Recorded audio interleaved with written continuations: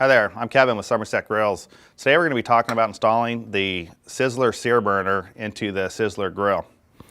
This is a new sear burner that we produced, and all you need to put it in is a Phillips screwdriver.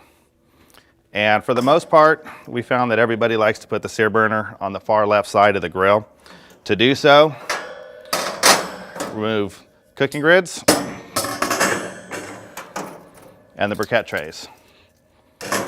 Next thing we want to do is remove the flash tube and the burner. 3 Phillip heads.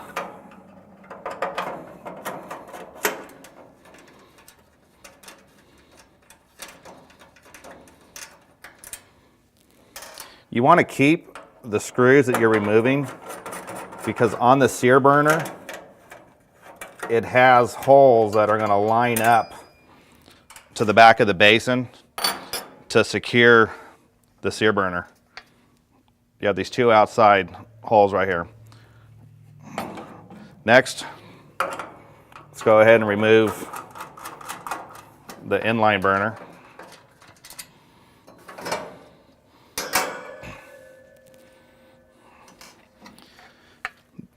If you look here, the back of the sear burner has the same alignment as the tubular burner. It's real easy. So after removing it, we're going to slide it in place. It does have a little bit of movement inside because obviously, as we said earlier, you have to use the screws to secure it. So let's go ahead, start with the first one.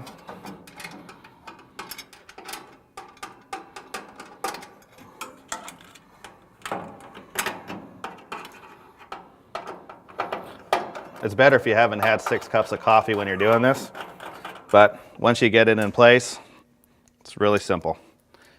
Now we're going to go to the back side.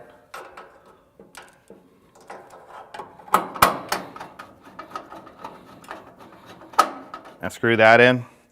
There you go. Sear burner is in place. Doesn't have any movement to it. And after that, you go ahead, put in the 1 briquette that you moved. Go ahead and put back in your cooking grids. And that's it. No orifice changes required. It's going to light up the same way. Just push it in, turn and light, and you're done. If you guys have any other questions, you're always welcome to call us here at our corporate office, and we'll be glad to answer those for you. Thank you.